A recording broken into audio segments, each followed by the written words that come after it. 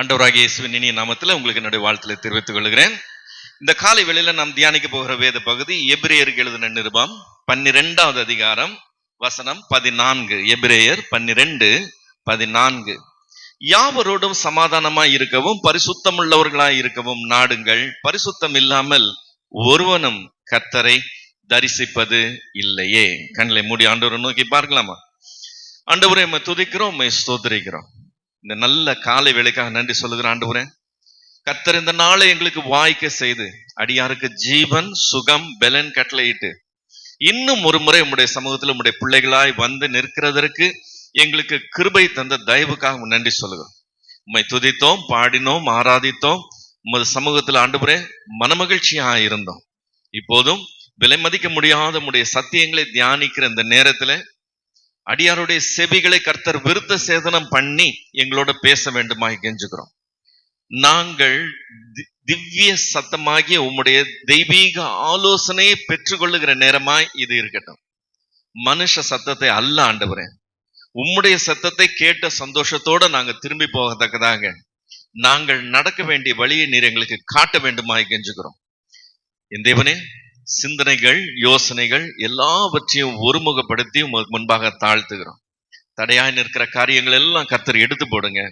இது கர்த்தர் எங்கள் மத்தியில கிரியை செய்கிற நேரமா இருக்கட்டும்.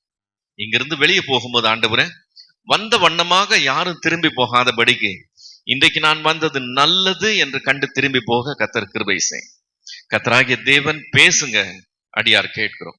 இயேசுவின் இனிய நாமத்தில் பிதாவே, ஆமென். சமீப காலத்துல விசுவாச உலகத்துல, இந்திய விசுவாச உலகம்னு சொல்லலாம் அல்லது தமிழ் விசுவாச உலகத்துல நடக்க கூடாத சில சம்பவங்கள் தொடர்ச்சியாய் நடந்து வருகிறது நாம் பார்க்கிறோம்.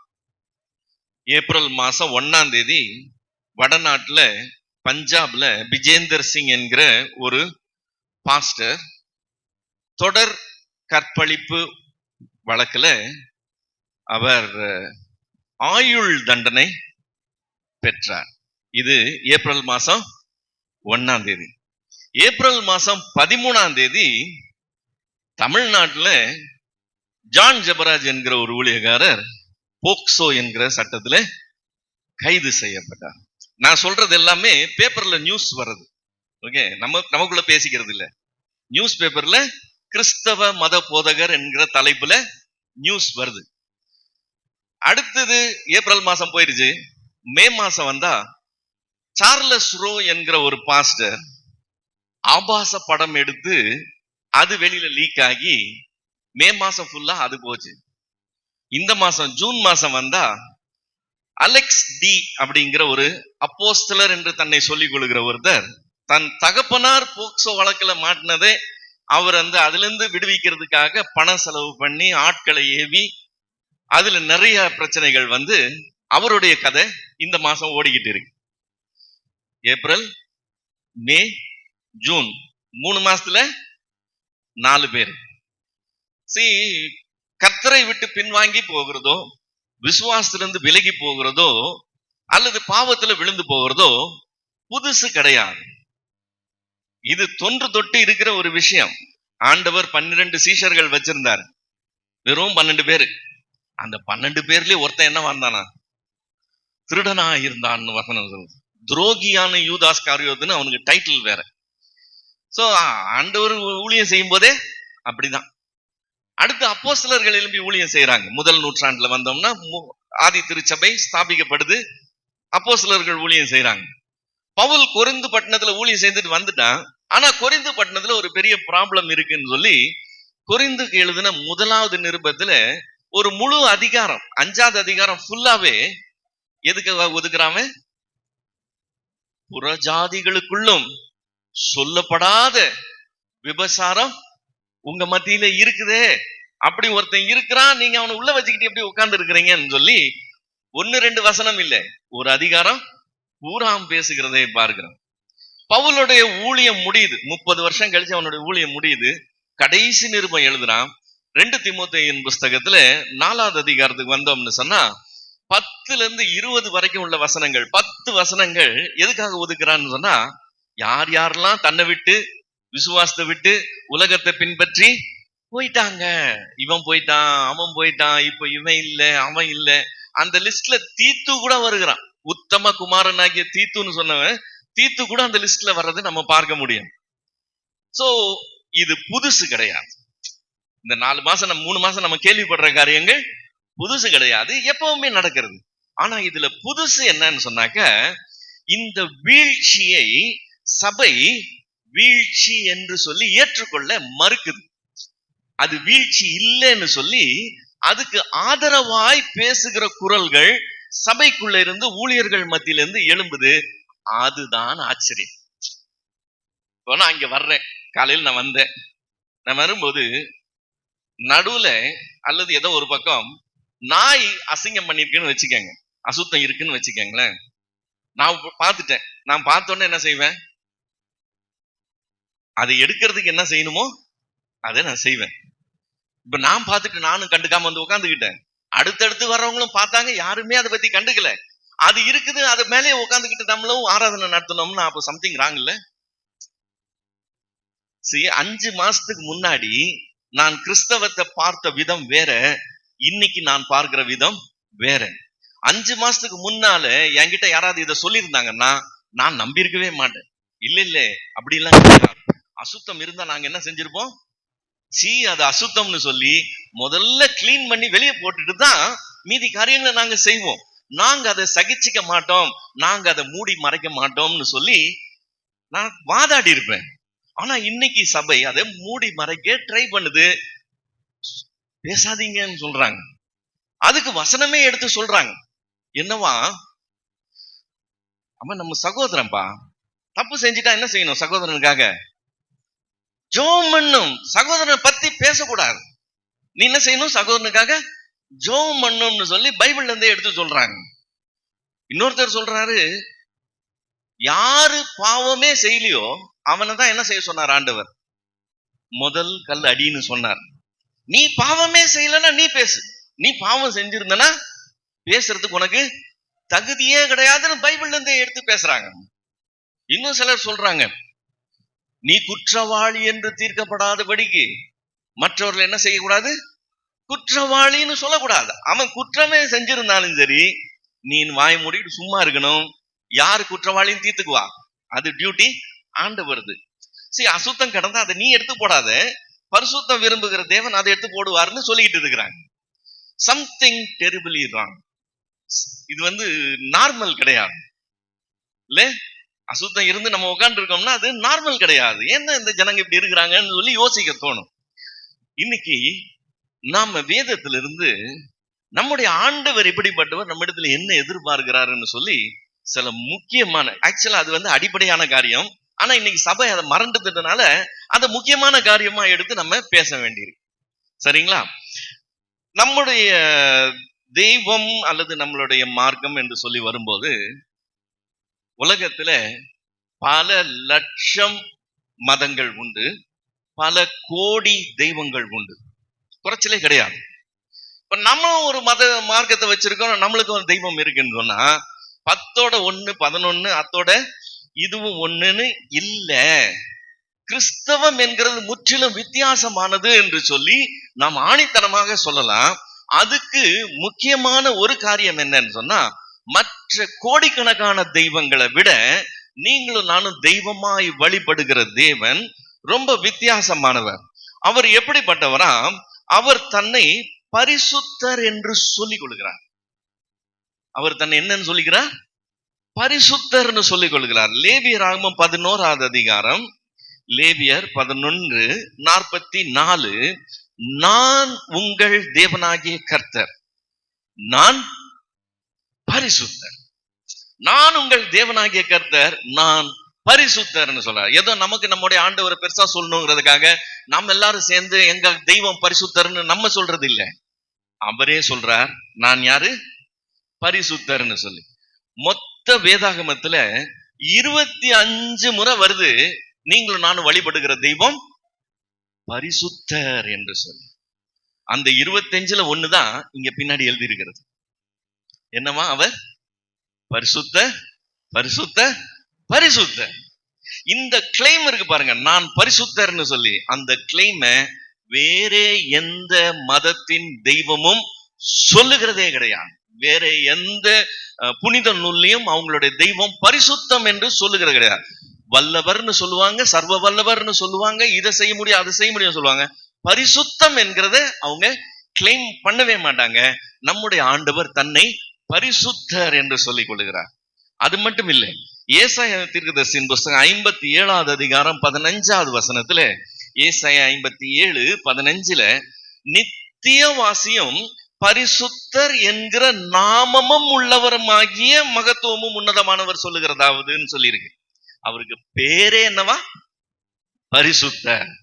அவரே பரிசுத்தர் இருக்கிறது மட்டும் கிடையாது, அவருக்கு பேரே பரிசுத்தர். யூதாவின் மல்கியாவின் புஸ்தகம் 2வது அதிகாரம் 11வது வசனத்துல கர்த்தர் சிநேகிக்கிற பரிசுத்தம் என்று சொல்லி பரிசுத்தத்தை பத்தி பேசியிருக்கு. அவர் பரிசுத்தத்தை என்ன செய்கிறாரா? சிநேகிக்கிறார். அவர் அதை விரும்புகிற தேவனாய் இருக்கிறார். இப்போ தெய்வம்னா பரிசுத்தமா இருக்கு, அதுல அசுத்தமே இல்லாத பரிசுத்தமான தெய்வமா இருக்குங்கிறது ஓரளவுக்கு ஏற்றுக்கொள்ளக்கூடிய ஒரு காரியம் தான். அதுல ஒன்னும் ரொம்ப கன்டென்ஷன் ஒண்ணும் இல்லை, பிரச்சனை ஒண்ணும் கிடையாது. ஆனா நம்ம எல்லாரும் மனுஷர்கள் தான், நம்ம சாதாரண மனுஷர்கள் தான். நம்ம தவறு செய்கிறது மனுஷ இயல்பு. நம்ம பரிசுத்தர்னு சொல்லி நம்ம கிளைம் பண்ண முடியாது.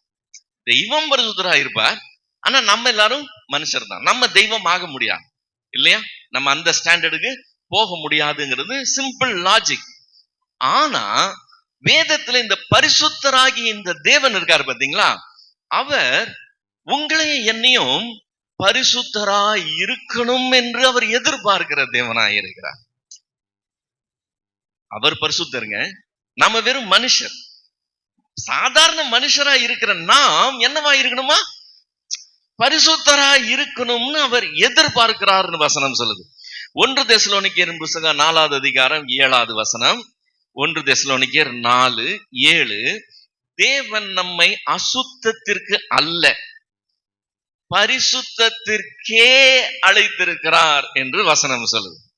1 பேதுருவின் புஸ்தகம் 1வது அதிகாரம் 15-16வது வசனம். 1 பேதுரு 1:15-16 உங்களை அழைத்தவர் பரிசுத்தராய் இருக்கிறது போல நீங்களும் உங்கள் நடக்கைகள் எல்லாவற்றிலும் பரிசுத்தராய் இருங்கள். நான் பரிசுத்தர் ஆகையால் நீங்களும் பரிசுத்தம் உள்ளவர்களா பரிசுத்தராய் இருங்கள் என்று எழுதியிருக்கிறதே என்று சொல்லி வேதம் சொல்லுது. எதுக்கு அழைச்சிருக்கிறாரா? பரிசுத்தத்திற்கே அழைச்சிருக்கிறாரா? அவர் பரிசுத்தரா இருக்கிறதுனால, அழைத்தவர் பரிசுத்தர்னால அழைக்கப்பட்டவங்களும் என்னவா இருக்கணுமா? பரிசுத்தரா இருக்கணும் என்று சொல்லி எதிர்பார்க்கப்படுது.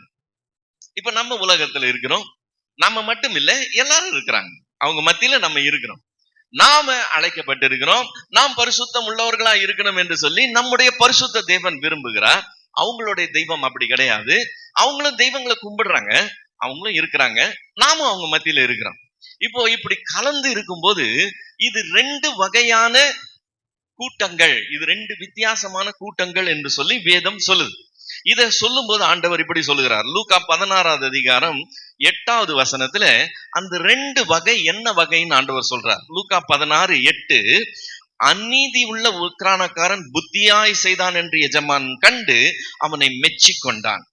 இவ்விதமாய் நம்பர் 1 ஒளியின் பிள்ளைகளை பார்க்கிலும் இந்த நம்பர் 2 பிரபஞ்சத்தின் பிள்ளைகள் என்று சொல்லி ஆண்டவர் சொல்றார்.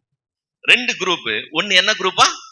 ஒளியின் பிள்ளைகளா, இன்னொன்னு இந்த உலகத்தை சார்ந்தவங்க, இந்த பிரபஞ்சத்தின் பிள்ளைகள். ஒரு பெரிய ஒரு வித்தியாசத்தை ஆண்டவர் கொண்டு வராரு. எல்லாரும் நார்மலா ஒன்னாதான் இருக்கிறோம், ஒன்னாதான் ஆபீஸ்ல ஒர்க் பண்றோம், ஒன்னாதான் பஸ்ல போறோம், ஒன்னாதான் சமுதாயத்துல இருக்கோம், ஒன்னாதான் பழகுறோம். ஆனா நாம் வேற, அவங்க வேறையா? நாம் ஒளியின் பிள்ளைகளா, அவங்க இப்பிரபஞ்சத்தின் பிள்ளைகள் என்று சொல்லி சொல்லுகிறார். பேதுரு சொல்லும்போது சொல்லுகிறான், 1 பேதுரு 2வது அதிகாரம் 9வது வசனம். 1 பேதுரு 2:9 நீங்களோ உங்களை அந்தகாரத்தினின்று ஆச்சரியமான ஒளிக்கு வரவழைத்தவருடைய புண்ணியங்களை அறிவிக்கும்படி நீங்க என்னென்னதான் இருக்கிறீங்கன்னு சொல்லிருக்கு. நம்ம முதல்ல எங்க இருந்தோம்னு சொல்றாப்ல, அந்தகாரத்துல இருந்தோம். இப்ப ஒளியின் பிள்ளைகளா இல்லைன்னா அடுத்து எங்க இருக்கணும்? இருள்ல தான் இருக்கணும், அந்தகாரம். இப்பிரபஞ்சத்தின் பிள்ளைங்கன்னு சொன்னா அவங்களுக்குள்ள ஒளி இல்லைன்னு தான் அர்த்தம். வேதம் அப்படிதான் சொல்லுது. இப்போ நாம் அழைக்கப்படுகிறதுக்கு முன்னாடி எப்படிப்பட்டவங்களா இருந்தோம்? அந்தகாரத்துலதான் இருந்தோம். அந்த அந்தகாரத்திலிருந்து அவர் எங்க கொண்டு வந்திருக்கிறாரா? ஆச்சரியமான ஒளிக்கு கொண்டு வந்திருக்கிறாரா. அதனாலதான் நமக்கு என்ன பேரு? ஒளியின் பிள்ளைகள் என்று சொல்லி பேரு. இப்போ இந்த அந்தகாரத்தில் உள்ளவங்க நடந்து கொள்ளுகிற மாதிரி இந்த ஒளியின் பிள்ளைகள் நடந்து கொள்ளக்கூடாதுன்னு வேதம் சொல்லுது. ஆக்டிவிட்டிஸ்ல வித்தியாசம் இருக்கணுமா? எபேசியர் 4வது அதிகாரம், எபேசியர் 4 17 24 வரைக்கும் உள்ள வசனங்களை நான் வாசிக்கிறேன். எபேசியர் 4 17 24 வரைக்கும். ஆதலால் கர்த்தருக்குள் நான் உங்களுக்கு சாட்சியாக சொல்லி எச்சரிக்கிறது என்னவென்றால், மற்ற புறஜாதிகள் தங்கள் வீணான சிந்தனைகள் நடக்கிறது போல நீங்கள் இனி நடவாமல் இருங்கள். அவங்களுக்குள்ள 3 ப்ராப்ளம் இருக்கு. என்ன ப்ராப்ளம்? அவர்கள் நம்பர் 1, புத்தியில் அந்தகாரப்பட்டு. ஒளியின் பிள்ளைகள் இல்லைன்னா அவங்க இருட்டுல இருக்காங்கன்னு சொன்னேன்ல. இப்ப வேதம் தெளிவா சொல்லுது, அவங்களுக்கு புத்தியில என்ன இல்லையா? ஒளி இல்ல. புத்தியில அந்தகாரப்பட்டிருக்காங்க. புத்தினா என்னன்னு சொன்னா புரிந்து கொள்ளுகிறது, அண்டர்ஸ்டாண்டிங். ஓகே, புத்தினா நம்மளுடைய அறிவு அந்த மாதிரி போயிடாதீங்க. வேதத்துல புத்தின்னு வந்துச்சுன்னா என்ன அர்த்தம்? புரிந்து கொள்ளுகிறது. அவங்க புரிந்து கொள்ளுகிற விதத்துல அவங்களுக்குள்ள என்ன இருக்கான்? அந்தகாரம் இருக்கு. அவங்க புத்தியில அந்தகாரப்பட்டு தங்கள் இருதய கடினத்தினால்னு சொல்லியிருக்கு. இது ப்ராப்ளம் நம்பர் 2. அவங்க இருதயம் எப்படிப்பட்ட இருதயமா இருக்கா? கடினமான இருதயமா இருக்கான். 3வது ப்ராப்ளம் என்னது? தங்களில் இருக்கும் அறியாமையினாலேன்னு இருக்கு. அவங்களுக்குள்ள என்ன இல்ல? போதுமான அளவு அறிவு இல்லை. அவங்களுக்கு காரியங்கள் வெளிப்படுத்தப்படல, போதிக்கப்படல, நமக்கு சொல்லி கொடுக்க மாதிரி அவங்களுக்கு சத்தியம் தெரியாது. அவங்களுக்குள்ள அறியாமை இருக்கு. 3 ப்ராப்ளம். என்னென்ன ப்ராப்ளம்? புத்தியில அந்தகாரப்பட்டு இருதயத்துல கடினமா இருந்து அதே டைம்ல அவங்களுக்குள்ள அறியாமை இருக்கு. இந்த 3 காரியம் இருக்கிறதுனால அவங்களுடைய நடவடிக்கை எப்படி இருக்கான்? அவங்க எப்படி நடந்துக்கிறாங்களா? உணர்வில்லாதவர்களாயின்னு வசனம் சொல்லுங்க. உணர்வில்லாதவர்களாயின்னு சொன்னா ஒரு ஃபீலிங். இப்போ வெளியில ஒரு ஒரு இரும்பு சேர் ஒண்ணு கிடக்குதுன்னு வச்சுக்கோங்களேன். வெயில்ல, நல்ல வெயில், அது வெயிலே கிடக்குது. இப்ப அதுல போய் உட்காருங்கன்னா உட்காருவீங்களா? ஏன்? சூடாயிருக்கு. சப்போஸிங் நான் போய் கூலா உட்காடுறேன், எனக்கு இந்த சூடே தெரியல அப்படின்னா எனக்கு என்ன இல்லைன்னு அர்த்தம்? சொரணை இல்லைன்னு அர்த்தம். இல்ல, உணர்வில்லாதவர்களாயின்னு சொன்னா சொரணை இல்லாதவர்களாயின்னு அர்த்தம். சரிங்களா? அவங்களுக்கு புத்தியில அந்தகாரப்பட்டு இருதய கடினப்பட்டு உள்ள இருக்கிற அறியாமையினால அவங்க எப்படி நடந்து கொள்ளுகிறாங்களா? சொரணை இல்லாதவர்களாய் நடந்து கொள்ளுகிறாங்க. அப்படி சொரணை இல்லாதவங்க நடந்து கொள்ளுகிறதுனால அவங்க செய்கிற காரியம் என்னன்னு சொன்னா, சகலவித அசுத்தங்களையும் ஆவலோடே நடப்பிக்கும்படி தங்களை காம விகாரத்துக்கு ஒப்பு கொடுத்திருக்கிறார்கள். இதுதான் இன்னைக்கு உலகத்தினுடைய ஸ்டேட்டஸ். இப்படிதான் இருக்கு சிச்சுவேஷன், அதுதான். ஆனா அதன் மத்தியில நீங்களும் நானும் என்னவா இருக்கிறோம்? என்ன பிள்ளைகளா இருக்கிறோம்? ஒளியின் பிள்ளைகளா இருக்கிறோம். அப்ப அந்த டிஃபரன்ஸ் இங்கதான் தெரியுதா? நீங்களோ இவ்விதமாய் கிறிஸ்துவை கற்றுக்கொள்ளவில்லை. அவங்க எல்லாம் அப்படி செய்யலாம், ஆனா நீங்க கிறிஸ்துவை அவ்விதமாய் கற்றுக்கொள்ளவில்லை. இயேசுவின் இடத்தில் உள்ள சத்தியத்தின்படியே நீங்கள் அவரிடத்தில் கேட்டறிந்து அவரால் போதிக்கப்பட்டீர்களே, அந்தபடி முந்தின நடக்கைனா முன்னாடி நம்ம எங்க இருந்தோம்? அந்தகாரத்துல இருந்தோம்ல. அப்ப நம்ம கூட அப்படிதான் செஞ்சுக்கிட்டு இருந்தோம். இப்ப அங்கிருந்து கொண்டு வந்துதான் இவ்வளவுத்தையும் சொல்லி கொடுத்து நம்மள பரிசுத்தத்துக்கு நேரம் நடத்த ட்ரை பண்றாரு. இப்போ நீங்க என்ன செய்யக்கூடாதா? முந்தின நடக்கைக்கு உரிய மோசம் போக்கும் இச்சைகளால் கெட்டு போகிற பழைய மனுஷனை என்ன செய்யணுமா? களைந்து போட்டு உள்ளத்திலே புதிதான ஆவி உள்ளவர்களாகி மெய்யான நீதியிலும் பரிசுத்தத்திலும் தேவனுடைய சாயலுக்கு ஒப்பாக சிருஷ்டிக்கப்பட்ட புதிய மனுஷனை தரித்து கொள்ளணும். பழைய மனுஷனை களைஞ்சு போட்டணும், புதிய மனுஷனை தரித்து கொள்ளணும். இந்த புதிய மனுஷனுடைய நேச்சர் என்னது? தேவ சாயல் இருக்கு. ரெண்டாவது மெய்யான நீதி இருக்கு. ரெண்டாவது பரிசுத்தம் இருக்கு. இது ரெண்டு இருக்கிறதுனால அது என்ன சாயல்? அது தேவ சாயலா இருக்கு. இந்த மனுஷனை தரித்து கொண்டவர்களாய் நாம் நடமாடணுமா இந்த உலகத்துல இருக்கிற வரைக்கும்? அவங்க அப்படி செய்வாங்க, நாம் அப்படி செய்யக்கூடாதுன்னு சொல்லி நாம் இப்படி நடந்து கொள்ளணும்னு எதிர்பார்க்கப்படுது. இப்போ நமக்கு இருக்கிற லைஃப் டைம்ல நம்ம ஓடுற அந்த ஓட்டத்துல இதெல்லாம் கான்சென்ட்ரேட் பண்ண டைம் கிடையாது. நாங்க எங்க வாழ்க்கையை நாங்க எல்லாரும் போல வாழ்ந்துட்டு இருக்கணும். நம்ம பாட்டுக்கு வாழ்ந்துட்டு இருந்தா ஒரு நாள் இங்க காலம் முடிந்து அவரு முன்னாடி போய் நிக்கணும்னு சொன்னா, நாங்கெல்லாம் காணிக்கை கொடுத்தோம், நாங்கெல்லாம் ஊழியம் செய்தோம், நாங்கெல்லாம் இதை செஞ்சோம் அதை செஞ்சோம்ங்கிறதெல்லாம் எடுபடாதான். ஏன்? நம்ம பாஸ்ட் முதல் வசனம் என்னது? பரிசுத்தம் உள்ளவர்களா இருங்க, பரிசுத்தம் இல்லாமல் ஒருவனும் கர்த்தரை தரிசிப்பது இல்லையே. நீங்க எப்பேற்பட்ட ஆளா இருந்தாலும் சரி, ஒரே குவாலிபிகேஷன் வேணுமா அவர் முன்னால போய் நிக்கிறதுக்கு? என்ன குவாலிபிகேஷன்? பரிசுத்தம் இல்லாம ஒருவனும் தேவன் முன்னாடி போய் நிக்கிறது இல்லை. இப்போ நம்ம போதனைகள் கேட்கிறோம் இல்ல, பிரசங்கங்கள் கேட்கிறோம், ஊழியர்கள் எழும்பி ஊழியம் செய்யறாங்க. இத நம்ம ஒரு வகையறுத்தோம்னு வச்சுக்கோங்களேன். இது ஒரு மேஜர் போர்ஷன் கிருபையை பற்றி பேசுறவங்க ஒரு மேஜர் போர்ஷன் இருக்கிறாங்க. இவங்க கிருபையை முக்கியப்படுத்தி பேசுவாங்க. தேவன் கிருபை உள்ளவர், தயவு உள்ளவர், இரக்கம் உள்ளவர், அவர் நீடிய சாந்தம் உள்ளவர். தேவ கிருபை இருந்தாதான் நீ எதையுமே செய்ய முடியும்னு சொல்லி கிருபை கிருபை கிருபை கிருபைன்னு கிருபையை பற்றியே அதிகம் பேசுறவங்களா இருப்பாங்க. ஒரு நாள் பொழுது நல்லா போகணும்னு சொன்னா காலையிலேயே உங்களுடைய கிருபையினால எங்களை திருப்தியாக்கணும் என்கிறது தான் அவங்களுடைய போதனையா இருக்கும். இந்த கிருபை இல்லைன்னா ஒன்றுமே இல்லைங்கிறது அவங்களுடைய போதனையா இருக்கும். இன்னொரு ஒரு சாரார் இருக்கிறாங்க. இவங்க விசுவாசத்தை பற்றி பேசுவாங்க. இவங்க கிருபையை பத்தி பேசுவாங்க, இவங்க விசுவாசத்தை பத்தி பேசுவாங்க. நீ விசுவாசாதான் கர்த்தர் எதுவுமே செய்ய முடியும் உனக்கு. நீ விசுவாசிச்சன்னு வச்சுக்குவோம், தேவனுடைய மகிமையை காண்ப மட்டும் இல்லை, நீ பரலோகத்தையே அசைக்க முடியும். விசுவாசம் உள்ள ஜபம் இதை செய்யும் அதை செய்யும்னு சொல்லி விசுவாசத்தை ஒரே அடியா தூக்கி பேசிக்கிட்டு இருப்பாங்க. ரெண்டு குரூப். ஒரு குரூப் என்னது? கிருபை. இன்னொரு குரூப் விசுவாசம். இப்ப இந்த கிருபை விசுவாசம் ரெண்டுமே அவசியம், ரெண்டுமே குறைச்செல்லாம் சொல்ல முடியாது. ஆனா எது எது எது எதுக்கு எதுக்கு இருக்குன்றத நமக்கு தெரிஞ்சிருக்கணும். எபேசியர்கள் எழுதின நிருபம் 2வது அதிகாரம் 8வது வசனம் என்ன சொல்லுது? எபேசியர் 2:8. நாம் எப்படி ரட்சிக்கப்பட்டோமா? கிருபையினாலே விசுவாசத்தை கொண்டு நாம் ரட்சிக்கப்பட்டோம். கிருபை எதுக்கு? விசுவாசம் எதுக்கு? இந்த ரட்சிப்பு கிருபையினால கொடுக்கப்படுது, விசுவாசத்தினால வாங்கி கொள்ளப்படுது. அதுதான் தேவன் என்ன செய்கிறார்? கிருபையினால கொடுக்கிறார். நான் என்ன செய்கிறேன்? விசுவாசத்தை வாங்கி கொள்ளுகிறேன். சோ கிருபையினால விசுவாசத்தை கொண்டு நான் ரட்சிக்கப்படுகிறேன். இப்ப இந்த கிருபையும் விசுவாசமும் என்னை எங்க நடத்தணும்?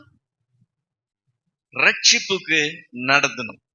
இப்ப இந்த ரட்சிப்பு வெறும் ஆரம்பம் தான், ஸ்டார்டிங். இந்த ரட்சிப்பு எல்லாம் கிடையாது. இந்த ரட்சிப்பு வெறும் ஸ்டார்டிங். எல்லாம் நினைச்சுக்கிறாங்க நான் ரட்சிக்கப்பட்டேன்னா நான் பரலோகம் போறது கேரண்டின்னு நினைச்சுக்கிறாங்க. அப்படி இல்லைன்னு வேதம் சொல்லுது. ரட்சிப்புனா என்னது?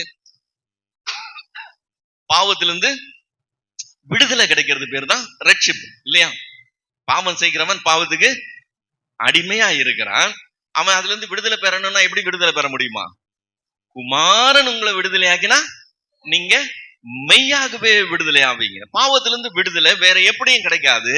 குமாரன் கொடுக்கிற அந்த விடுதலைக்கு பேரு தான் நம்ம என்ன சொல்லுகிறோம்? ரட்சிப்பு அப்படின்னு சொல்லுகிறோம். இந்த பாவத்திலிருந்து நாம் விடுதலை ஆகிற அந்த ரட்சிப்பு வெறும் துவக்கம் என்று சொல்லியும், இந்த ரட்சிப்பு நமக்கு ஒரு காரியம் தருது, ஒரு பலன் தருதுன்னு சொல்லி ரோமருக்கு எழுதின நிருபம் 6வது அதிகாரம் 22வது வசனம் சொல்லுது. ரோமர் 6:22.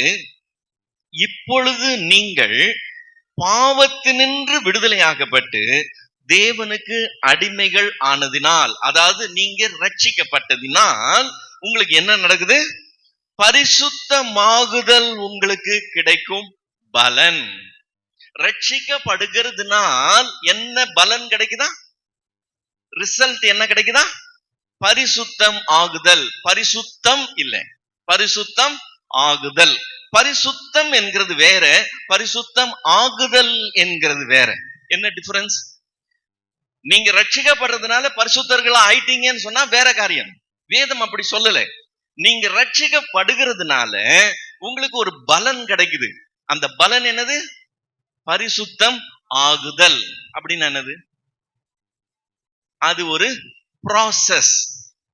நான் ரட்சிக்கப்படுறதுக்கு முன்னால என்னால பரிசுத்தம் ஆக முடியாது. ஏன் தெரியுமா? ஒரு பாவத்திலிருந்து இன்னொரு பாவம், அதுல இருந்து இன்னொரு பாவம், அதுல இன்னொரு பாவம்னு செக்கு மாடு மாதிரி நான் சுத்தி வந்துகிட்டே இருப்பேன். எனக்கு விடுதலை கிடையாது. ஆனா கர்த்தர் எனக்கு அந்த அடிமைத்தனத்திலிருந்து விடுதலையை கொடுத்து என்னை வெளியே கொண்டு வரும்போது இப்போ நான் ஊர் போய் சேர முடியும். செக்கு மாடு எங்க போகாது, நடந்துகிட்டே இருந்தாலும் ஊர் போய் சேராது. இப்போ என்னால ஊர் போய் சேர முடியும். எனக்கு பரிசுத்தம் ஆகுதல் என்கிற ஒரு வாய்ப்பு கொடுக்கப்படுது. இப்போ நான் பரிசுத்தம் ஆக முடியும். இப்ப இந்த பரிசுத்தம் ஆகுதல் அங்கதான் ஸ்டார்ட் ஆகுது. ஓகே, இது எனக்கு கிடைக்கிற பலன். எதுல இருந்து? ரட்சிப்புல இருந்து எனக்கு இந்த பலன் கிடைக்குது. சரிங்களா? முடிவு எங்க? நான் இங்க ஸ்டார்ட் பண்ணி எங்க போய் முடியணும்? அந்த வசனம் என்ன சொல்லுது? நித்திய ஜீவன் தாங்க முடிவு. ரட்சிப்பு முடிவு இல்லை, நித்திய ஜீவன் தான் முடிவு. கிருபை எதுக்கு? விசுவாசம் எதுக்கு? ரட்சிப்புக்கு. ரட்சிப்பு என்ன கொடுக்குது? பரிசுத்த மாகுதல் என்கிற ஒரு வாய்ப்பை கொடுக்குது, ஒரு பலன் கொடுக்குது. அந்த வாய்ப்பை பெற்றுக்கொண்டன்னா இப்ப எங்க போய் முடிக்கணும்? நித்திய ஜீவன்ல முடிக்கணும். இதுதான் காரியம். இதை பவுல் சொல்லும்போது சொல்லுகிறான். 2 கொரிந்தியரின் புஸ்தகம் 7வது அதிகாரம் 1வது வசனம்.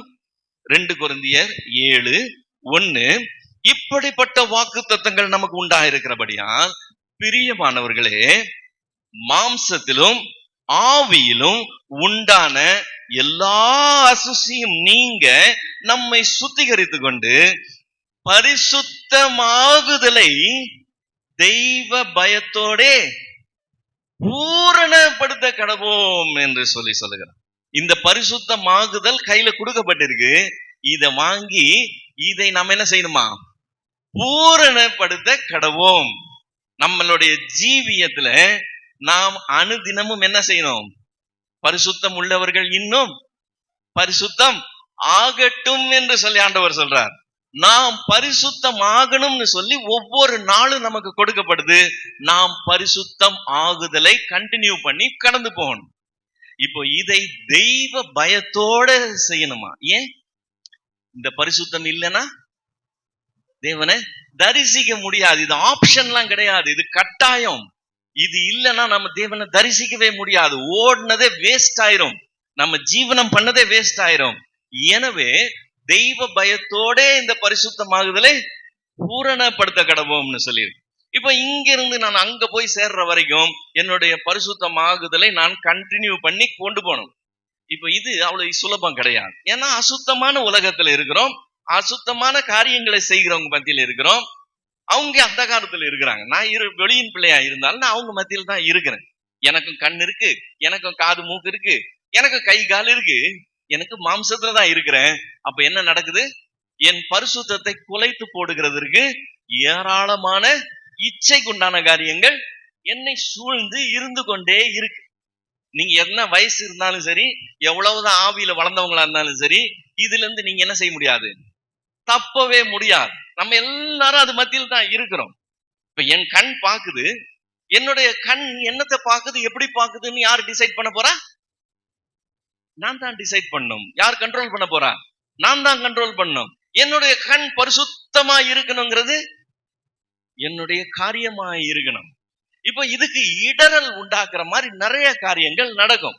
இப்ப இது இந்த இங்க பரிசுத்தமாகுதல் தொடங்கி நித்திய ஜீவனை சென்று அடைகிறதுக்குள்ள என்னுடைய பரிசுத்தம் கெட்டு போய் நான் விழுந்து போறது பரிதாபம்.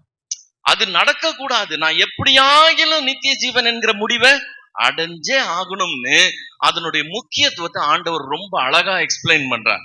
அவர் அதை எப்படி சொல்றாருன்னு சொன்னா, மார்க் எழுதின சுவிசேஷம் 9வது அதிகாரம், மார்க் 9:43 48 வரைக்கும் உள்ள வசனங்கள்ல ஆண்டவர் அதை எக்ஸ்பிளைன் பண்றார். மார்க் 9:43 48 வரைக்கும் அவர் சொல்லும்போது சொல்றாரு, உன்னுடைய கை உனக்கு இடறல் உண்டாக்கினா அது என்ன செஞ்சிரு, தரித்து போட்டுறப்பா.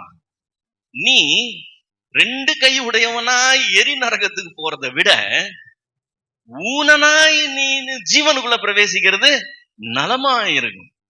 உன் கால் இடறல் உண்டாக்கினா தரித்து போட்டு, நீ 2 கால் உடையவனாய் நரகத்துக்கு போறதை விட சப்பானியாய் ஜீவனுக்குள்ள போறது நலமாயிருக்கு.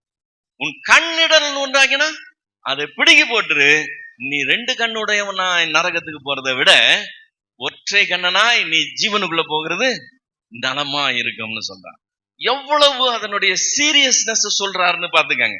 சிலர் சொல்லுவாங்க, என் சூழ்நிலை உங்களுக்கு தெரியாது பிரதர், எங்க ஆபீஸ் அப்படிதான், நாங்க வேலை செய்யற இடம் அப்படிதான், எல்லாமே பாவத்துலதான் இருக்கும், எல்லாமே பொய் சொல்லுவாங்க, எல்லாமே திருட்டுத்தனம் பண்ணுவாங்க, எல்லாமே ஏமாத்துவாங்க, அதுதான் எங்க வேலையே, நான் மட்டும் செய்ய முடியாதுன்னு சொல்ல முடியாதுன்னு சொல்லுவாங்க. நீனு உனக்கு இடரல் உண்டாக்குறது உன்னுடைய வேலையா இருந்தா என்ன செய்யணும்னு ஆண்டவர் சொல்றாரு? அவ்வளவுதான். நீ அந்த வேலையில இருந்து நரகத்துக்கு போறதை விட வேற வேலைக்கு நீ ஜம்ப் பண்றது பெட்டர்னு சொல்றாரு. உன் கண்ணிடல் உண்டாக்கினா பிடிக்கி போட்டுன்னு சொல்றாரு. ஏதோ ஒரு உறவுல இருக்கிறோம்னு வச்சுக்கோங்க, அந்த உறவு என்ன நித்திய ஜீவனுக்குள்ள போக விடாதுன்னு சொன்னா நான் என்ன செய்யணும்னு எதிர்பார்க்கிறேன்? அது எப்படிப்பட்ட உறவா இருந்தாலும் வெட்டி தூக்கி போடணும்னு சொல்றார். என்னுடைய பரிசுத்தத்தை கெடுக்கிற காரியம், என்னுடைய பரிசுத்தமாகுதலை கெடுக்கக்கூடிய காரியம் எவ்வளவு இன்பமான காரியமா இருந்தாலும் சரி, எவ்வளவு நல்ல காரியமா இருந்தாலும் சரி, எவ்வளவு பெரிய காரியமா இருந்தாலும் சரி, அது என் கண்ணாவே இருந்தா கூட சரி பிடுங்கி போட்டு நான் சொல்றேன். ஏன் தெரியுமா? நம்ம நித்திய ஜீவனுக்குள்ள போகலன்னா எங்க போறோம்? 2த்துக்கு நடுவுல காம்பவுண்ட் வால் இல்ல, அது மேல ஏறி உக்காந்துக்கிறதுக்கு. அங்க போறது மிஸ் ஆயிடுச்சுன்னா 100% எங்க போறோம்? எத்தனை பேர் போறதுக்கு ரெடியா இருக்கு? போவே கூடாது, இங்க போவே கூடாதுன்னா என்ன செய்யணும்? உயிரே போனாலும் சரி நித்திய ஜீவனுக்குள்ள போகணுங்கிற வெறியோட தான் ஜீவிக்கணும். அதை தான் ஆண்டவர் சொல்றார். உனக்கு எது இடரும் வெட்டி போட்டுருணும். எம்ஜிஆர் ஒரு தொப்பி வச்சிருப்பார், பாத்துறீங்களா? என்ன கலர் அந்த தொப்பி? எம்ஜிஆரே மறந்துட்டீங்களா? எம்ஜிஆர் ஒரு தொப்பி போட்டிருப்பாரு. என்ன கலர் போட்டிருப்பாரு? வெள்ளை கலர், நல்ல வெள்ளையா இருக்கும். அந்த தொப்பியை பத்தி ஒரு கதை சொல்லுவாங்க. அது எவ்வளவு தூரத்துக்கு உண்மைன்னு எனக்கு தெரியாது, ஆனா அது ஒரு அது பேக்ரவுண்ட் உண்மை. ஆனா அவர் போட்டிருக்க தொப்பி அதுதானு எனக்கு தெரியாது. ஆனா அந்த கதை சொல்லுவாங்க. அந்த தொப்பி சாதாரண மிருகத்தினுடைய தோல் இல்லையா, அது எர்மைன், ERMINE. மறுபடியும் சொல்றேன், எர்மைன், ERMINE அப்படிங்கிற ஒரு மிருகத்தினுடைய தோல். அது நம்ம ஊரு கீரி பிள்ளை இருக்கு பாத்தீங்களா, அந்த வகையை சேர்ந்தது. ஆனா வெள்ளவெளேர்னு இருக்கும். நீங்க போய் வீட்டுல கூகுள் சர்ச்ல எர்மைன்னு கொடுத்து இமேஜஸ்ல பாத்தீங்கன்னா அவ்வளவு அழகான ஒரு ஜீவன். அது அதை வேட்டையாடி பிடிக்கிறது ரொம்ப கஷ்டமா, கையில சிக்கவே சிக்காதான். வேட்டை நாய்கள் எல்லாம் கொண்டு போனா கூட அது மாட்டாதான். ஆனா அதுக்கு அத பிடிக்கிறதுக்கு ஒரு தந்திரம் உண்டு. என்னன்னு சொன்னாக்க, அதனுடைய வலை இருக்கு பாத்தீங்களா, அது போய் பதுங்கும் பாருங்க. கடைசியா அந்த வலையை சுத்தி அசுத்தம் போட்டு வச்சிருவாங்க. அது வெள்ளை வெளேர்னு தன்னை மெயின்டைன் பண்ணுது பாத்தீங்களா. தன் மேல அசுத்தம் படுறதை விட தன் ஜீவனை கொடுக்கறதுக்கு அது ரெடியா இருக்குமா. விரட்டிக்கிட்டே வருவாங்களாம் பாருங்க. அது அந்த வலைகிட்ட உள்ள போற நேரத்துல அதுல அசுத்தம் இருக்குன்னு பாத்துருச்சுன்னா நின்றுமா. என்ன பிடிச்சிட்டு போயிருங்க, பரவாயில்ல, அந்த அசுத்தம் என் மேல படுறத விட நான் சாகிறது நல்லதுன்னு சொல்லு. அந்த ஜீவனுக்கு இருக்கிற அந்த வெறி உங்களுக்கு எனக்கும் இருக்கு.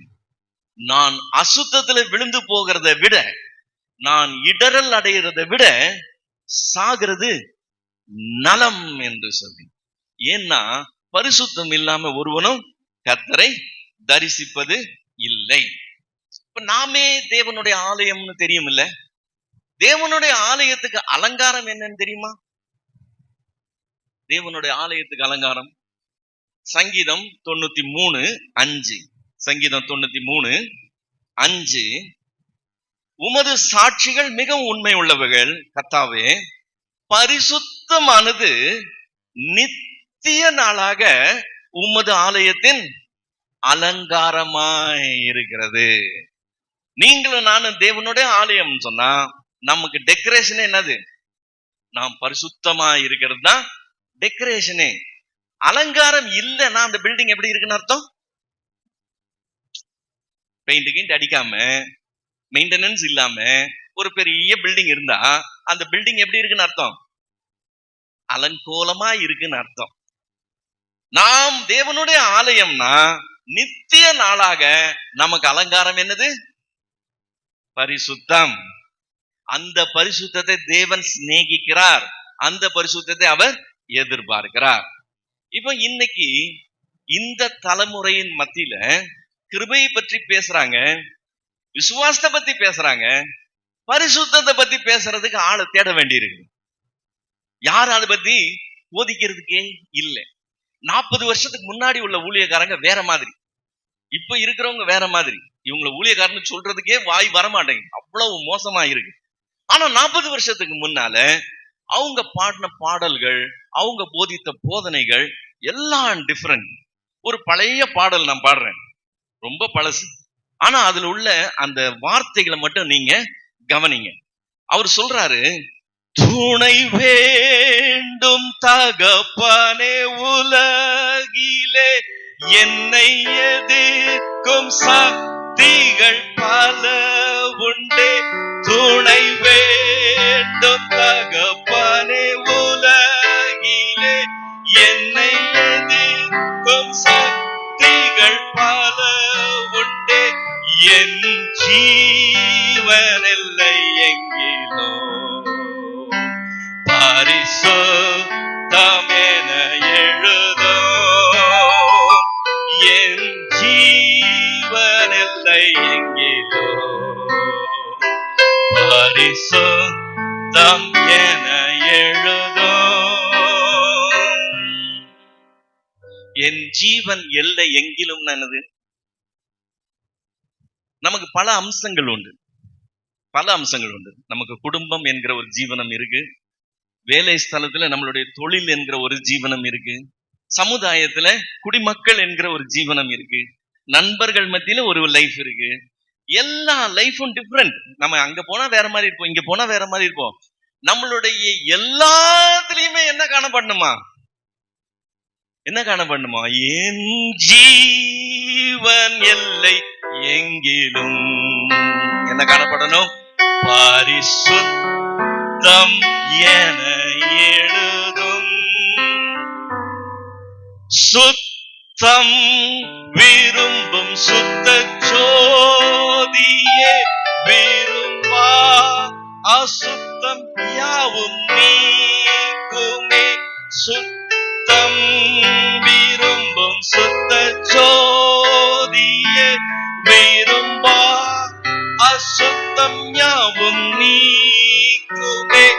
பாவி நீச பாவி நானையா, தேவாயிரக்கம் செய்ய மாட்டீரோ. பாவி நீச பாவி நானையா, தேவா இரக்கம் செய்ய மாட்டீரோ. என்ன தாகம் இருந்தா இந்த வார்த்தைங்க வந்திருக்கும்னு யோசிச்சு பாருங்க. இன்னைக்கு அந்த தாகம் கிடையாது. இன்னைக்கு அந்த தாகம் கிடையாது. இன்னைக்கு போதனை எல்லாமே வித்தியாசமானது. இன்னைக்கு ஊழியமே வித்தியாசமானது, டோட்டலா டிஃபரெண்ட். கிருபையினாலே விசுவாசத்தை கொண்டு ரட்சிக்கப்பட்டோம். ரட்சிக்கப்பட்டதுனால நமக்கு என்ன பலனா கிடைச்சது? பரிசுத்தமாகுதல் பலனா கிடைச்சது. முடிவு எங்க போக போகுது? நித்திய ஜீவனை போய் முடியணும்னு சொல்லி எதிர்பார்க்கப்படுது. இப்போ இன்னைக்கு இருக்கிற ஊழியங்களுக்கு, இன்னைக்கு இருக்கிற ஊழியக்காரருக்கு, இன்னைக்கு இருக்கிற போதனைகள்ல நித்திய ஜீவன் லிஸ்ட்லயே கிடையாது. லிஸ்ட்லயே கிடையாது. நான் போன மாசம் வந்து ஒரு 2 கோடி ரூபாய் பத்தி பேசின ஞாபகம் இருக்குதா? அதை வச்சு நான் என்ன சொன்னேன்? காணப்படாததின் மேலே யாருக்குமே நிச்சயமே கிடையாதுன்னு கன்ஃபார்ம் பண்ணி சொன்னல. 2 கோடி ரூபாய்னா அது தவிர வேற என்ன பிரதர் சிந்திக்க முடியும்னு யோசனை வந்துச்சுல. ஆனா இந்த பரிசுத்தத்தை பற்றி நினைவே இல்லாததுனால, நித்திய ஜீவன் நினைவில்லை, அதனால பரிசுத்தம் அவசியம் இல்லை. இந்த வாழ்க்கையில சுகமா இருக்கணும், சௌக்கியமா இருக்கணும், கர்த்தர் தேவையெல்லாம் சந்திக்கணும், எந்த விதமான உபத்திரமும் இல்லாம கர்த்தர் எல்லாத்திலிருந்து விடுதலை கொடுத்து கர்த்தர் என்னை உயர்த்தி நடத்தணும், இப்படி நடத்தணும், அப்படி நடத்தணும். இதுதான் இன்னைக்கு ஊழியமே, இதுதான் இன்னைக்கு போதனையே. இப்ப இதுல ப்ராப்ளம் என்னன்னு சொன்னா, நித்திய ஜீவன் முக்கியம் இல்லை, பரிசுத்தம் முக்கியம் இல்லைன்னும் போது இவங்க இன்னைக்கு வேற காரியத்தை முக்கியம்னு சொல்றாங்க. ஒரே வார்த்தை தான். என்ன வார்த்தை தெரியுமா? உங்களால கெஸ் பண்ண முடியுதா? இன்னைக்கு அதுதான் உயிர் மூச்சே. அதுதான் உயிர் மூச்சு. உங்களால கெஸ் பண்ண முடியுதா? ஒரு 2 செகண்ட் டைம் கொடுக்குறேன். முடியலையா? சரி, நான் சொல்றேன். ஊழியம் முக்கியம். எது முக்கியம்?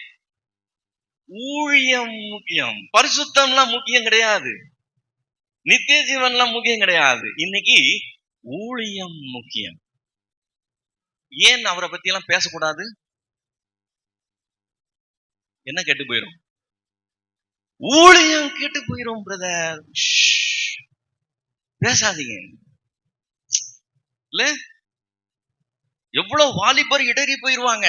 பேசாதீங்க, வேண்டாம். எல்லாத்தையும் போட்டு மூடி மறைச்சிருங்க. என்ன நாய் அசுத்தம் பண்ணிருக்கு, அவ்வளவுதானே, பாய் அது மேல விரிங்க பிரதர், அது மேல உட்காந்துக்கலாம். அசுத்தத்தை அசுத்தம்னு சொல்லிடாதீங்க. ஐயோ, கேட்கறவங்க தப்பா நினைச்சுக்குவாங்க. ஊழியம் கெட்டு போயிரும். இப்போ நான் ஒரு கற்பனையா ஒண்ணு சொல்றேன். ஓகே, நடக்காது, அது நடக்காது. கற்பனையா சொல்றேன். நீங்க குறுக்குல கேள்வி கேட்க கூடாது. அது எப்படி அது எப்படின்னு கேட்க, ஏன்னா அது அப்படி நடக்காது. சரிங்களா? வெறும் கற்பனை. கற்பனையில நீங்களும் என்னோட பிரயாணம் பண்ணுங்க, அப்ப அது என்னன்னு புரியும். நாளையில இருந்து சாத்தான் சென்னையில ஊழியம் செய்ய ஆரம்பிக்கிறான். அது எப்படி சாத்தான்னு கேட்காதீங்க. சாத்தான் ஊழியம் செய்யறான்.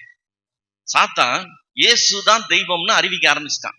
இயேசுதான் வழின்னு சொல்லி, இயேசுதான் கிறிஸ்துன்னு சொல்லி, இயேசுதான் ரட்சகர்னு சொல்லி சாத்தான் ஊழியம் செய்ய ஆரம்பிச்சிட்டான். ஒரு சர்ச்சு ஃபார்ம் பண்ணிருக்கான். இப்போ சாத்தானால நல்லா பாட முடியுமா? சூப்பரா பாடுவான். நல்லா மியூசிக் வாசிக்க முடியுமா? ஃபர்ஸ்ட் கிளாஸா மியூசிக் வாசிப்பான். நல்லா பாட முடியும், நல்லா ஆட முடியும், நல்லா இசை வாசிக்க முடியும். வர்றவங்களுக்கு ஃபுல் சாட்டிஸ்பாக்சன் கொடுக்க முடியும். சாத்தானால தரிசனங்களும் அதிசயங்களும் அற்புதங்களையும் செய்ய முடியுமா? சும்மா வந்துட்டு ஆராதனைக்கு வந்துட்டு போறது இல்லைங்க. உள்ள வந்துட்டு வெளியே போனா ஒரு எக்ஸ்பீரியன்ஸோட பண்ண முடியுமா பிசாசால? முடியும். இப்ப சாத்தான் வந்து மாறு வேஷத்துல இல்ல, சாத்தானாவே தான் இருக்கிறான். வர்றவங்களுக்கு எல்லாருக்கும் தெரியும் அவங்க பாஸ்டர் யாரு, சாத்தான் தான் பாஸ்டர்னு தெரியும். ஆனாலும் அந்த சர்ச்சுக்கு வருவாங்களா வரமாட்டாங்களா? கண்ணை மூடி கண்ணை திறக்கிறதுக்குள்ள அவன் சிட்டிலேயே பெரிய ஊழியக்காரனா ஆயிடுவானா ஆக மாட்டானா? ஆயிடுவான்ல. சாத்தான் ஊழியம் செய்யலாமா செய்யக்கூடாதாங்க? செய்யலான்னு வசனமே இருக்கு தெரியுமா? பிலிப்பியர் 1வது அதிகாரம் 18வது வசனம். பிலிப்பியர் 1:18. இதனால் என்ன? வஞ்சகத்தினாலாவது உண்மையினாலாவது எப்படியாவது கிறிஸ்து அறிவிக்கப்படுகிறார், அதனால் சந்தோஷப்படுகிறேன், இன்னமும் சந்தோஷப்படுவேன். சொல்றது சாத்தானா இருந்தா என்ன? சொல்றப்படுறது என்னது? சொல்லப்படுறது சத்தியம். யாரு சொன்னா என்ன பிரதர்? சொல்லப்படுறது சத்தியம் அப்படின்னு சொல்லி அவனுக்கு அங்கீகாரம் கிடைக்கும். அவன் பெரிய ஊழியக்காரனா மாறிடுவான். பிசாசால இது செய்ய முடியும், 100% கேரண்டி செய்ய முடியும் இல்லையா? இப்ப இது ஊழியமா? ஏன் அவன் இயேசுதான் அறிவிக்கிறான். எப்படியாகிலும் கிறிஸ்து அறிவிக்கப்பட்டா போதும்னு சொன்னா அவன் இயேசு அறிவிக்கிறான், ரொம்ப பவர்ஃபுல்லா அறிவிக்கிறான். பல லட்சம் பேர் அவனால ரட்சிக்கப்படுறாங்க. சரிங்களா? இப்ப அதை ஏன் ஊழியம் இல்லைன்னு சொல்றீங்க? ஊழியம்னா என்னன்னா, வெளியே இருக்கிறவங்க எல்லாம் உள்ள கூட்டிட்டு வர்றது மட்டும் ஊழியம் இல்லை. உள்ள கூட்டிட்டு வந்தவங்களை எங்க கூட்டிட்டு போறோங்கிறதும் ஊழியம். புரியுதுங்களா? வெளியில இருக்கிறவங்க எல்லாம் உள்ள கூட்டிட்டு வர்றது மட்டும்தான் ஊழியம்னா அதை சாத்தானும் செய்ய முடியும். உள்ள இருக்கிறவங்கள பரலோகம் கூட்டிட்டு போகணும்னா அதை சாத்தானால செய்ய முடியாது. பவுல் ஊழியம் செய்தான். பவுல் தன்னுடைய ஊழியத்தை பத்தி சொல்லும் போது கொலோசியர் 1 அதிகாரம் 28 கொலோசியர் 1:28, எந்த மனுஷனையும் கிறிஸ்து இயேசுவுக்குள் தேறினவனாக நிறுத்தும்படி அவரையே நாங்கள் அறிவித்து எந்த மனுஷனுக்கும் புத்தி சொல்லி எந்த மனுஷனுக்கும் எல்லா ஞானத்தோடும் உபதேசம் பண்ணுகிறோம். என்ன பர்பஸ்? கிறிஸ்துவுக்குள் தேறினவனாக நிறுத்துறதுக்காக. அதுதான் ஊழியம். உள்ள வர வைக்கிறது இல்லை, உள்ள வர வச்சவங்கள அங்கே கொண்டு போகிறது. எபேசியர் 4 அதிகாரம் 11-13 வரைக்கும். எபேசியர் 4:11-13 வரைக்கும். நாம் அனைவரும் தேவனுடைய குமாரனை பற்றும் விசுவாசத்திலும் அறிவிலும் ஒருமனப்பட்டவர்களாகி கிறிஸ்துவனுடைய நிறைவான வளர்ச்சிக்கு அளவுக்கு தக்க பூரண புருஷராகும் வரைக்கும் பரிசுத்தவான்கள் சீர் பொருந்தணும். நமக்கு பரிசுத்தமாகுதல் என்கிறது பலனா கொடுக்க. அதுக்காக நம்ம 100% பரிசுத்தவான் ஆயிடல, குறை உள்ளவர்களா இருக்கிறோம். இந்த குறைகள் எல்லாம் என்ன பண்ணணும்? சீர் அடையணும். பரிசுத்தவான்கள் என்று சொல்லப்பட்டாலும் சீர் கெட்டவர்களாக இருக்கிறதுனால அவங்க என்ன செய்யணும்? சீர் பொருந்தும் பொருட்டு சுவிசேஷ ஊழியத்தின் வேலைக்காகவும் கிறிஸ்துவின் சரீரமாகிய சபையானது பக்தி விருத்தி அடைகிறதுக்காகவும் அவர் சிலரை அப்போஸ்தலராகவும் தீர்க்கதரிசிகளாகவும் சுவிசேஷர்களாகவும் மேய்ப்பராகவும் போதகராகவும் ஏற்படுத்தினார். இந்த ஊழியங்கள் எல்லாம் என்ன நோக்கம்? பரிசுத்தவான்கள் சீர் பொருந்தி பக்தி விருத்தி அடைஞ்சு அங்க போய் சேரணுங்கிறது தான் காரியம். உள்ள கொண்டு வரதே ஊழியம் நினைச்சுக்கிட்டு, ஐயோ அவர் எவ்வளவு பெரிய ஊழியக்காரர் தெரியுமா அப்படின்னு சொல்லிக்கிட்டு இருக்கிறாங்க. இவங்க லிஸ்ட்ல பிசாசே ஊழியம் செஞ்சாலும் அது ஊழியம் தான். அதுதான் இன்னைக்கு இருக்கிற பரிதாபம். நம்ம எங்க போய் சேர போறோங்கிற ஞாபகமே இல்லை, நினைப்பே கிடையாது. என்ன கெட்டு போக கூடாது? ஊழியம் கெட்டு போயிடக்கூடாது. ஒரு ஆள் ஒரு ஊழியக்காரர் இருக்கிறார். ஓகே, அவர் கடிஞ்சு உபதேசம் பண்ணுவார், கிழிச்சு தொங்க விட்டுருவார், கண்ணா பின்னான்னு பேசுவார். அவரை வரவேற்று கூப்பிட்டு ஊழியங்கள்ல பயன்படுத்துவாங்க. கன்வென்ஷன் மேல கன்வென்ஷன் புக் ஆகும் அவருக்கு. அந்த மனுஷன் ஒரு மேட்டர்ல மாட்டி போலீஸ் ஸ்டேஷன் கேஸ் போய் அது யூடியூப்ல எல்லாம் நாரி போச்சு. அவருடைய ஃபேமிலி லைஃபே சரி கிடையாதுன்னு லோக்கல்லே பேசிக்கிறாங்க. ரொம்ப வித்தியாசமான ஒரு ஸ்டைல். ஆனா மேடையில் ஏறி மைக் பிடிச்சா அவரை மாதிரி பேசக்கூடியவங்க யாருமே கிடையாது. இன்னைக்கு வரைக்கும் அவரை கன்வென்ஷனுக்கு யூஸ் பண்றாங்க. சரிங்களா? ஆனா அவருடைய பேக்ரவுண்ட் இப்படி. இது யாருக்கும் தெரியாம இல்லை, எல்லாருக்கும் தெரியும். ஆனா எல்லாரும் அவரை ஊழியக்காரர், ஒரு ஆள் ஊழியம் நடக்குதுன்னு அவரை என்கரேஜ் பண்றாங்க. அந்த ஆளுக்கு வலதுகரமா இருக்கிற ஒருத்தன் எனக்கு பழக்கம். நான் அவங்கிட்ட கேட்டேன், ஏன் அவன் பின்னாடி தெரிஞ்சுக்கிட்டு இருக்கிறேன், அந்த ஆள் தான் இப்படின்னு தெரியுது இல்ல. அவன் சொன்னா, அண்ணன் நீங்க தப்பா நினைச்சுக்கிறீங்க, நான் தான் அவருக்கு ரைட் ஹேண்ட். என்ன மீறி எதுவுமே நடக்கிறதுக்கு வாய்ப்பே கிடையாது. ஏதாவது தப்பு நடந்திருந்தா யாருக்கு முதல்ல தெரியும்? எனக்கு தான் தெரியும். அவங்க சொல்றதெல்லாம் தப்புன்னு அப்படி ஆக்சுவலா கிடையாது. ஏன்னா நான் நேரடி சாட்சி, நான் உள்ள இருக்கிறேன், இன்னர் சர்க்கிள்ல இருக்கிறேன், நான் தான் அவருக்கு ரைட் ஹேண்ட். அப்படி எல்லாம் நடக்கவே கிடையாதுன்னு என்கிட்ட ஆர்கியூ பண்ணுவாப்ல. ஒரு நாள் வந்துச்சு, அவரை விட்டு விலகி வந்துட்டாப்ல. ஏன்னு கேட்டேன், ரொம்ப சோகம். ஏன்னு கேட்டேன், நானே நேர்ல பார்த்துட்டேன் அப்படின்னு சொன்னாப்ல. அடுத்த கேள்வி நான் கேட்டேன், என்னத்தை பார்த்தேன்? அதுக்கு அவன் சொன்ன பதில் என்ன தெரியுமா? என் உயிரே போனாலும் சரி, நான் சாகுற வரைக்கும் நான் என்ன பார்த்தேன்னு சொல்ல மாட்டேன். ஏன்னு கேட்டேன். என்ன ஏன்னா ஊழியம் கேட்டேன். எவ்வளவு வாலிப பிள்ளைங்க அவருடைய சத்தத்தை கேட்டு ஆண்டவருக்குள்ள நிக்கிறாங்க தெரியுமா? அவ்வளவு பேரும் எடறி போயிருவாங்க. அதுக்கு காரணமா நான் இருக்க மாட்டேன். அது அந்த உண்மை என்னோடய செத்து போயிரும். நான் திரும்ப அங்க போக மாட்டேன். ஆனா நான் இது வெளியே சொல்லவே மாட்டேன். எவ்வளவு உத்தமம் பாத்தீங்களா? ஊழியம் கெட்டு போயிடும். இதுதான் பரிதாபம். இன்னைக்கு நம்ம ஜான் ஜெபராஜ் மேல போக்சோ வழக்கு நடக்குது. நான் என்ன சொல்றேன், அதுல அவர் நிரபராதினே வச்சு, அந்த பிள்ளைங்க பொய்யா சொல்லியிருக்கு, குற்றச்சாட்டு பொய், அது நிரூபணமாகி நிரபராதின்னு வெளியே வந்துட்டார். ஓகே, உங்க ஜபத்தெல்லாம் கேட்டு ஆண்டவர் ஜான் ஜெபராஜ வெளியே கொண்டு வந்துட்டார், சந்தோஷம். எனக்கு போக்சோ வழக்கு ப்ராப்ளமே கிடையாது. எனக்கு ப்ராப்ளம் என்ன தெரியுமா? அதுக்கு முன்னால 1 மணி நேரம் ஆடியோ ஒண்ணு ஜான் ஜெபராஜ் ரிலீஸ் பண்ணாப்ல. 1 மணி நேரம் பேசியிருக்காரு. நானும் அதை கேட்டேன், ஃபுல்லா 1 மணி நேரம் கேட்டேன். அந்த 1 மணி நேரத்துல தெளிவா சொல்றாப்ல, எனக்கும் என் வைஃபுக்கும் ப்ராப்ளம் ஆயிடுச்சு, மனஸ்தாபம் ஆயிடுச்சு.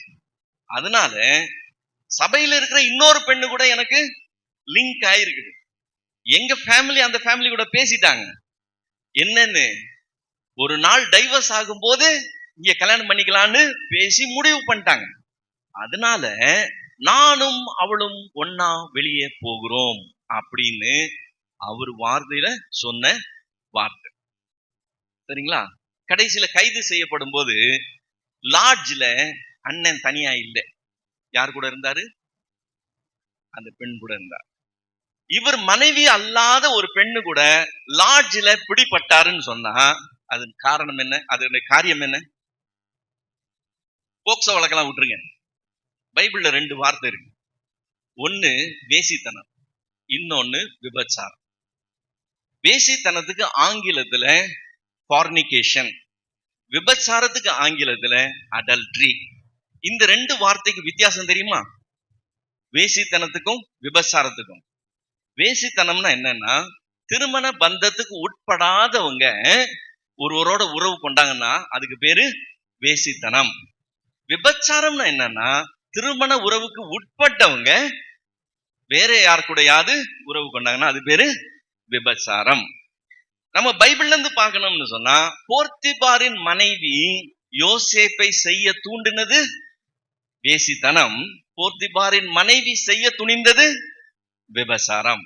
புரிஞ்சிருச்சுங்களா? இனிமேல் மறக்க மாட்டீங்கல்ல, ஞாபகம் வச்சுக்கோங்க. இப்ப நம்ம ஜான் ஜெபராஜ் வேசித்தனத்திலையும் இருக்கிறார். ஏன்னா அந்த பொண்ணை செய்ய வைக்கிறது வேசித்தனம், இவர் செய்கிறது விபச்சாரம். இது கர்த்தருடைய பார்வையில எப்படி? போக்சோ சட்டத்தெல்லாம் விட்டுருங்க. தன் வாயால தானே சொன்னது. நான் குற்றம் படுத்தல, அவரே சொன்னது. அசுத்தம் கிடக்குதுன்னு தெரிஞ்ச உடனே சபை என்ன செஞ்சிருக்கணும்? சீ அப்படின்னு எழும்பி இருக்கணும்ல. சபை சீன்னு சொல்லல. அதுதான் எனக்கு ரொம்ப மனசுக்கு வருத்தம். அதனால்தான் இவ்வளவு நேரம் பேசிட்டு இருக்கிறேன் பரிசுத்தத்தை பத்தி. ஞாபகமே கிடையாது யாருக்கும். அசுத்தம் அசுத்தமாவே யாருக்கும் தெரிய மாட்டேங்குது. வேசித்தனம் விபச்சாரம் அசுத்தமாவே தெரியல. பவுல் சொல்லும்போது சொல்லுகிறான், எபேசியர் 5வது அதிகாரம் 3வது வசனம். எபேசியர் 5:3, மேலும் பரிசுத்தவான்களுக்கு ஏற்றபடி. அப்படின்னா பரிசுத்தவான்களுக்குன்னு ஒரு ஸ்டாண்டர்ட் இருக்கான். பரிசுத்தவான்களுக்கு ஏற்றபடி வேசித்தனமும் மற்ற எந்த அசுத்தமும் பொருள் ஆசையும் ஆகிய இவைகளின் பேர் முதலாய் உங்களுக்குள்ளே சொல்லப்படவும் கூடாது. மற்ற எந்த அசுத்தமும் சொல்லியிருக்காங்கல்ல, அது என்னன்னு தெரிஞ்சுக்கணும்னா 5-8 வரைக்கும், அதே அதிகாரம் 5-8 வரைக்கும், விபசாரக்காரனாவது அசுத்தனாவது விக்கிரக ஆராதனைக்காரனாகிய பொருளாசைக்காரனாவது தேவனுடைய ராஜ்யமாகிய கிறிஸ்துவின் ராஜ்யத்துல சுதந்திரம் அடைவதில்லை என்று அறிந்திருக்கிறீர்களே. இப்படிப்பட்டவைகளின் நிமித்தமாக கீழ்ப்படியாமையின் பிள்ளைகள் மேல் தேவ கோபாக்கினை வருவதால் ஒருவனும் உங்களை வீண் வார்த்தைகளினாலே மோசம் போகாதபடி எச்சரிக்கையா இருங்கள், அவர்களுக்கு பங்காளிகள் ஆகாதிருங்கள். இப்பதான் முக்கியமான வார்த்தை. முற்காலத்திலே நீங்கள் அந்தகாரமாயிருந்தது. உண்மைதான், முற்காலத்திலே நாமும் அப்படிதான் இருந்தோம். ஆனா இப்பொழுதோ கர்த்தருக்குள் வெளிச்சமாய் இருக்கிறீர்கள், வெளிச்சத்தின் பிள்ளைகளாய் நடந்து கொள்ளுங்க. பரிசுத்தவான்களுக்கு ஏற்றபடி அந்த ஸ்டாண்டர்ட் ஒண்ணு இருக்கு, அதை நம்ம மெயின்டைன் பண்ணணும். எங்களுக்குள்ள அந்த அசுத்தத்தை நாங்க அலோவ் பண்ண மாட்டோம். அதை சபை எழுந்து சொல்லணும், இல்ல இது அசுத்தம், இது வெளியே போகணும்னு சொல்லி சபை சொல்லணும். அதுதான் என்னன்னா, சபைக்குள்ளேயே நிறைய பேர் இதெல்லாம் உள்ளவங்களா இருக்கிறாங்க. அதுதான் அதுல பரிதாபம். அதுதான் நான் கண்டுபிடிச்சேன். சரி, இப்ப ஒருத்தர் எங்க ஃபேமிலியிலே தப்பு பண்ணா கூட தப்புன்னு சொல்றதுக்கு யார் சொல்லுவாங்க? அந்த தப்பை செய்யாதவங்க தான் சொல்லுவாங்க. நானும் அதே மாதிரி தப்புல இருக்கிறேன்னா நான் என்ன சொல்லுவேன்? புரிஞ்சிச்சுங்களா? இப்போ சபைக்கு அது சீனு தெரியாத காரணம் என்ன தெரியுமா? போயா, அதோட பெரிய மேட்டர் எல்லாம் உள்ள இருக்குது.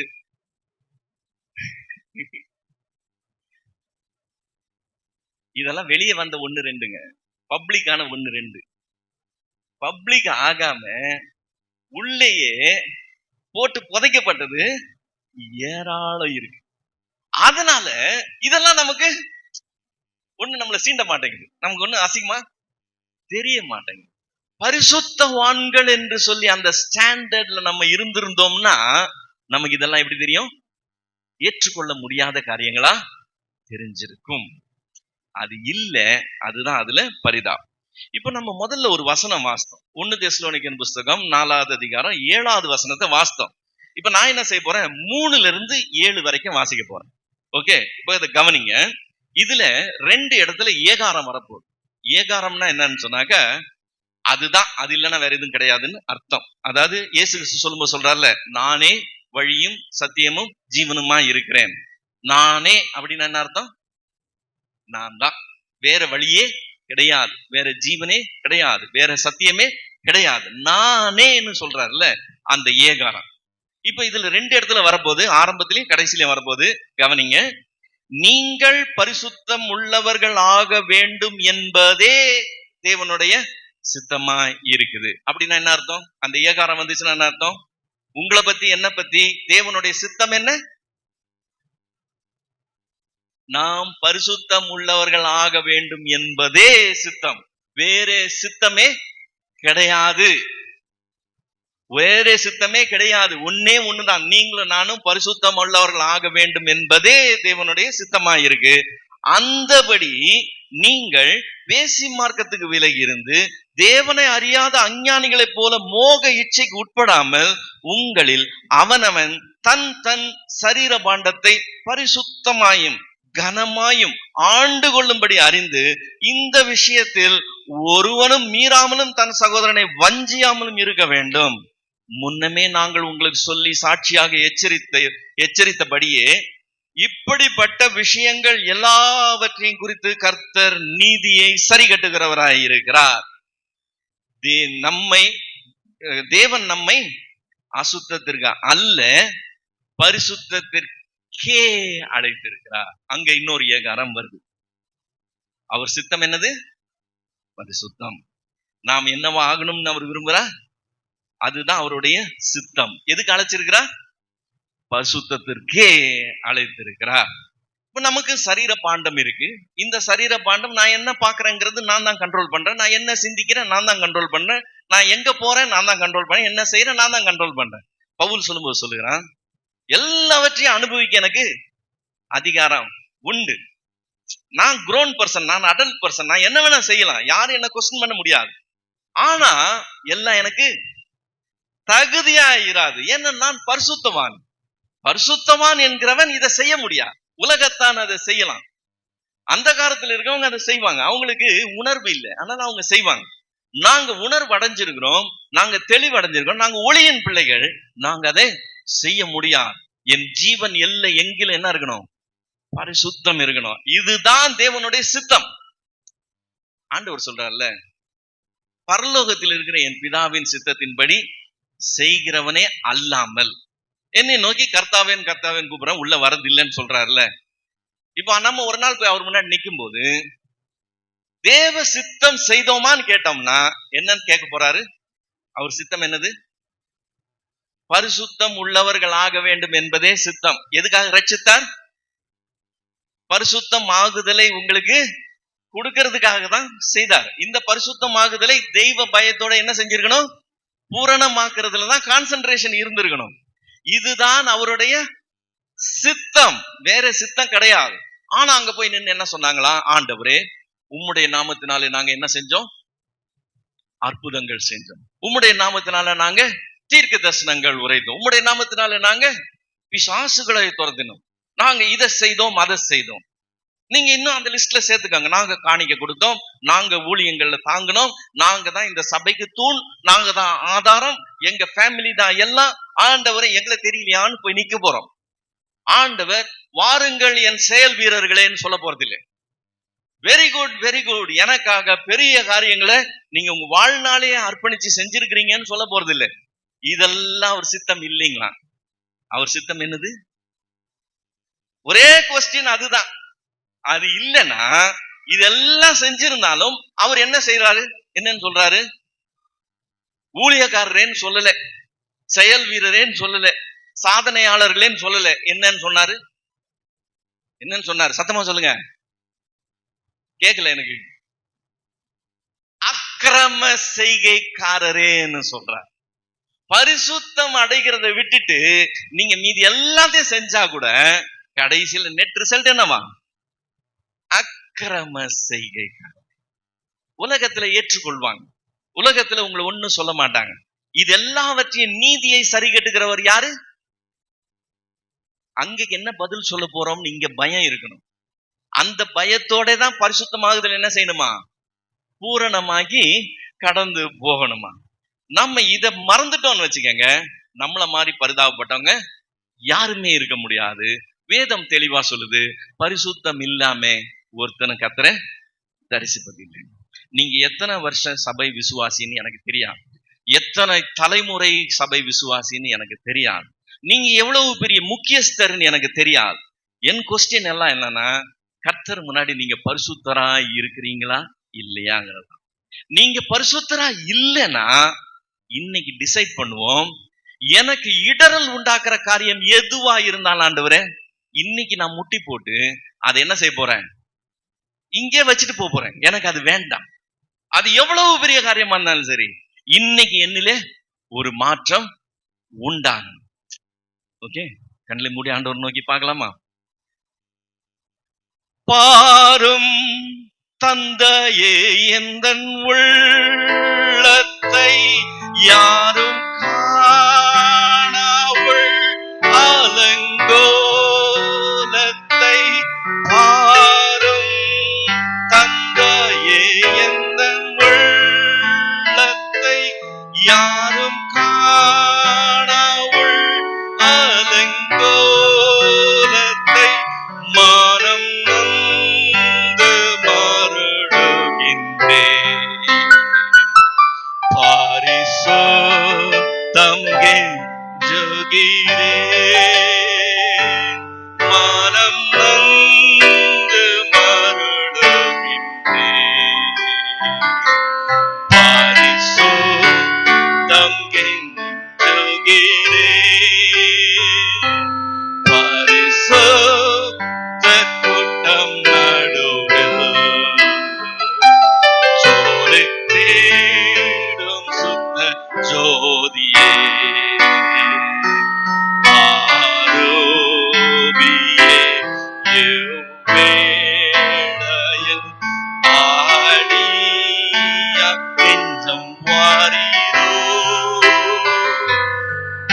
ஆரோபியே வேளையில் ஆடியா நெஞ்சம் வாரீரோ. சுத்தம் விரும்பும் சுத்த ஜோதியே, விரும்பா அசுத்தம் யாவும் நீக்குமே. சுத்தம் விரும்பும் சுத்த ஜோதியே, விரும்பா அசுத்தம் யாவும் நீக்குமே. பாவி நீச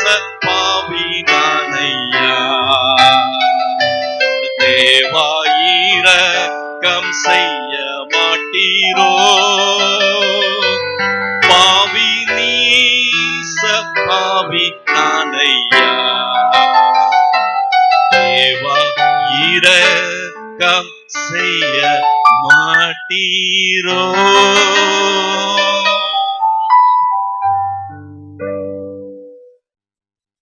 எங்களோட பேசின தேவனே, இந்த நாளிலே பரிசுத்தமாகுதலே கர்த்தர் எங்களை கொண்டு வைத்திருக்கிற சித்தம் என்கிறதை உணர்ந்து கொண்டவர்களாக, அந்த பரிசுத்தத்தை குலைக்கக்கூடிய காரியம் எங்கள் ஜீவன் எல்லையிலேயே இருக்கக்கூடாது என சொல்லி, ஆண்டவரே, அந்த எர்மைன் என்கிற அந்த மிருகத்துக்கு இருந்த அந்த வேகம் பரிசுத்தத்தை குறித்து எங்களுக்கும் இருக்க, நாங்கள் அசுத்தம் அடைகிறத விட ஜீவனை இழக்கிறது பரவாயில்லைன்னு சொல்லி நினைக்கக்கூடிய அளவுக்கு, ஆண்டவரே, உமக்கு பயப்படும் பயத்தோட பரிசுத்தமாகுதலை அன்றாடம் ஆண்டவரே நாங்கள் பூரணப்படுத்தி முடிவை நித்திய ஜீவன்ல போய் முடிக்க எங்கள் ஒவ்வொருவருக்கும் கிருபை தாங்க. வழியில ஒருவரும் இடறி போகாதபடிக்கு இடறலுக்கு உண்டான காரியங்களை நாங்கள் பிடுங்கி போட, தரித்து போட கர்த்தர் எங்களுக்கு கிருபை தரணுமாய் கெஞ்சுகிறோம். என் தேவனே, கிருபையினாலே விசுவாசத்தை கொண்டு எங்களுக்கு ரட்சிப்பை தந்தீங்களா ஆண்டவரே. அந்த பெரிய விடுதலையை கொடுத்து இந்த பரிசுத்தமாகுதல் என்கிற ஒரு பலனை கொடுத்திருக்கிறீங்களே, இதை நாங்கள் இழந்து போகாதபடிக்கு ஆண்டவரே, இதை நாங்கள் அற்பமாய் எண்ணி விடாதபடிக்கு, பரிசுத்தம் இல்லாமல் ஒருவனும் உம்மை தரிசிக்க முடியாது என்கிறதை எப்பவுமே நினைவுல கொண்ட ஆண்டவரே, எங்கள் ஜீவனத்தின் கடைசி வரைக்கும் பரிசுத்தமாகுதலை பூரணப்படுத்த நாங்கள் முயற்சி எடுத்து ஜீவிக்க கிருபை செய்யும். எங்களை தாழ்த்துகிறோம், அர்ப்பணிக்கிறோம். எங்களோட பேசின தேவன், எங்கள் ஜீவன் எங்களும் பரிசுத்தமாய் இருக்க எங்களுக்கு உதவி செய்ய வேண்டுமாய் துணை வேண்ட ஆண்டவரே. எங்களுக்கு நிறைய பிரச்சனை வெளியில காத்துக்கிட்டு இருக்கு. ஆனா அது எல்லாத்தின் மத்தியிலையும் உம்முடைய கரம் எங்களை பரிசுத்தத்தை பாதுகாத்து கொண்டு போக வேண்டுமா எங்களை அர்ப்பணிக்கிறோம், தாழ்த்துகிறோம். உமது பாதத்திலே எங்களை படைக்கிறோம். கர்த்தராகிய தேவன் எங்களோட கூட பேசின கிருபைக்காக நன்றி. இதை எங்கள் ஒவ்வொருவருடைய தனிப்பட்ட வாழ்க்கையில நாங்கள் எடுத்து எங்களுடையதாய் எடுத்துக்கொண்ட ஆண்டவரே, நாங்கள் பரிசுத்தராய் ஜீவிக்க கர்த்தர் எங்களுக்கு கிருபை தரணுமாய் இயேசு கிறிஸ்துவின் இனி நாமத்தில் பிதாவே, ஆமென்.